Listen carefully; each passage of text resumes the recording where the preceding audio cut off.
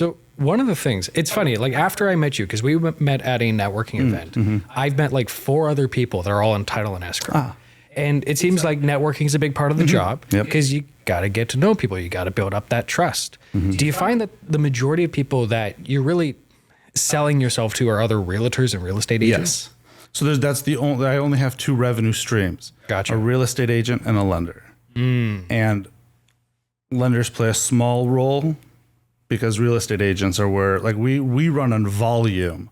So the busiest agent here in Whatcom County has about 65 to 70 transactions in a year. Over a year. That's great. That's the busiest person. All right. Busiest team, high production. That's incredible numbers. We do that in a month. And so times every month. Right. And so the volume, we work off of volume. And so the relationships are very, very substantial. So with this kind of work, I know it's similar with insurance where the amount that they can ever get out of a given policy is kind of fixed. There's only so much room for you to upsell. Kind of similar with you? Yeah, our rates are dictated to us. And so there's no room to wiggle. Now, there are policy things that we can provide. Sure. Discounts and rates based on our underwriting practices and allowances. Again, all of that is scrubbed and approved by the insurance commissioner. So when we go and we compete against a competitor, their underwriters have already submitted against our underwriters, and the insurance company and the insurance commissioner of Washington State says, okay, yeah, well, we First American can do this. Gotcha. So we talked a little bit about this where there seems to be a bit of an overlap between what you guys do and insurance. Similar. And that's probably like the touchstone that most people will be able to compare you to. But run us through again some of the distinctives that make you different. Yes. So title insurance, think of it as this.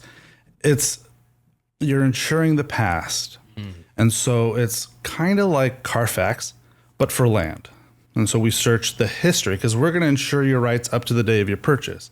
After the day of your purchase, you can then do what you want to do, and only a few things are covered.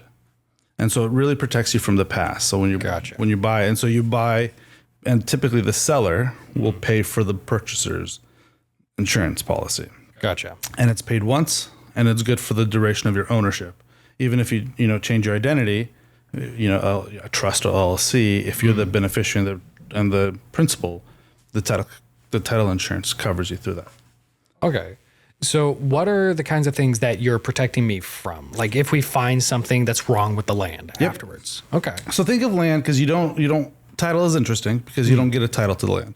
It's essentially what we discussed earlier where you get a copy of a paper that got recorded at the courthouse. And so that is your title. Now, when you purchase, you buy a bundle of rights, essentially.